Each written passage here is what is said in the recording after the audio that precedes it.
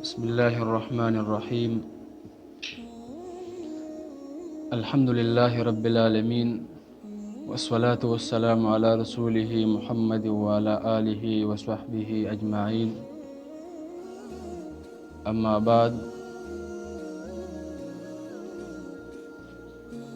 کسرنګ چې تاسو پته ده د نبی صلی الله علیه وسلم سیرت مبارک شروع کړو.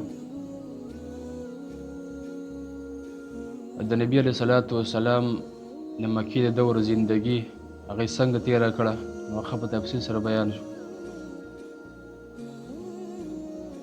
صحابه کرام په نبی صلی الله علیه وسلم باندې ایمان راوړل، د هغوی تکلیفونه، د هغوی حالت دا ذکر شو. د نبی علیه الصلاۃ والسلام د نبوت دور 14 کاله نبی علیه الصلاۃ والسلام په مکه کې تیر کړه، او 14 کاله وروسته الله سبحانه وتعالی نبی علیه الصلاۃ والسلام ته د هجرت کولو حکم وکړو. نبی صلی الله علیه وسلم د مکې نه هجرت وکړو مدینې ته. د مکې چې کم قریش، کم مشرکین وو،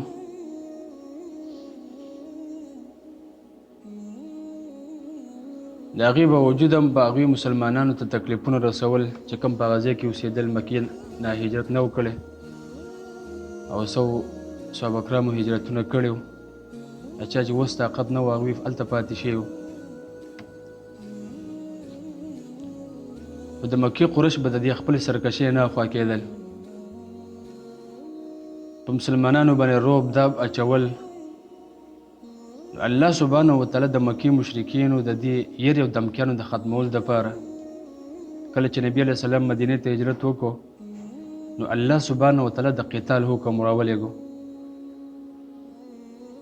چې یو مدینه کې 3 میاشتې وروسته د آیت کریمه نازل شو، لکه سورت حج 39 نمبر آیات: اذن للذین یقاتلون بأنهم ظلموا وإن الله على نصرهم لقدیر.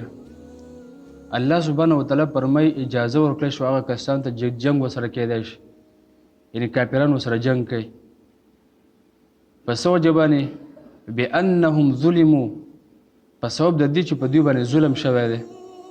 وإن الله على نصرهم لقدیر، او الله سبحانه وتعالی د دوی په مدد باندې خامخا قادر دی. او د دې سره د سبب دا قتال دام بیان کو: الذين اخرجوا من ديارهم بغیر حق، هغه کسان چې ویستلی شوي د کورونو خپل نه په ناحقه، لکه د مکې مشرکینو د لاسو صحابه کرامو هجرتونه وکړل، خپل کور کلی، خپل علاقه یې پرېښوده. دا سبب د دوی سره د جنګ کولو. او د دې سره الله سبحانه وتعالی آیتونه نازل کړل چې پای کې دا خبره بیانه کړه چې د اجازه د قتال د باطل د ختمولو او د الله رب العالمین د شاعر قائم ساتل دپاره الله سبحانه وتعالی د قتال فرض کو، د هغې حکم یې وکړو.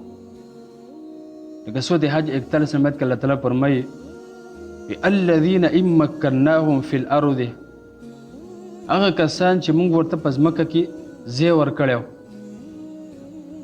واقاموا الصلاة وآتوا الزکاة، او د مونځ پابندي کوي، زکات ورکوي، وأمر بالمعروف وانهوا عن المنکر، او خلکو ته د نیکۍ حکم کوي، د بدۍ نه خلک منع کوي. ولله عاقبة الامور، خاص الله ته ټولو کارونو واپسې ده، ټولو کارونو انجام دا به رب العالمین ته دا ټول انسان ورګرځي.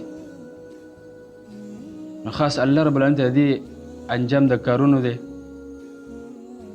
نبی صلی الله علیه وسلم په ژوند کې څو مرحلې تېرې کړې.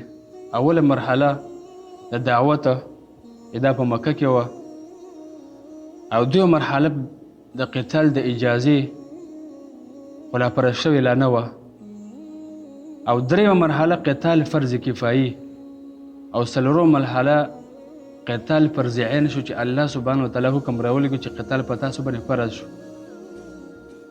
بیا د قتال څو مرحلې وي. اول اجازه وشوه، بیا څه وخت وروسته د شعبان په میاشت کې جهاد فرض کفایي شو، او بیا وروسته د هغې نه فرض عین شو په ټول امت باندې. نو په دې وجه دې امت ته امت القتال هم ویلی کېږي، او نبی صلی الله علیه وسلم ته نبی القتال وایي، او نبی الملاحم ورته هم ویلی کېږي، د جنګونو نبی. چې د الله سبحانه وتعالی د دین لپاره وینه ورکوونکی وینه تویونکی لکه نبی صلی الله علیه وسلم نبی الرحمت هم دی او نبی القتال هم دی. کله چې د قتال اجازه وشو نو صحابه کرام په دې باندې ډېر زیات خوشحاله شو. بیا د جهاد کولو پیدې څه دی؟ مختصر به یې څو پیدې بیان کړو. د جهاد ډېر فواید دی. الله سبحانه وتعالی په قرآن کریم کې دا پیدا بیان کړې ده په دې سورة حج 40 نمبر آیات کې. ولولا دفع الله الناس بعضهم ببعض لهدمت صوامع وبيع وصلوات ومساجد يذكر فيها اسم الله. الله تعالی فرمایي که نه د پکول د الله تعالی خلکو لره بعضو لره په بعضو سره نو ختم شوی به عبادت خانې د نسوارا او عبادت خانې د یهودیانو او ګرجې د پیرانو هغه مساجد د الله سبحانه وتعالی نوم پکې یادولی شي دا به ختم شوی وي. بیا د جهاد څه پیدا ده؟ د الله رب العالمین د دین د مرکزونو حفاظت پرې راځي.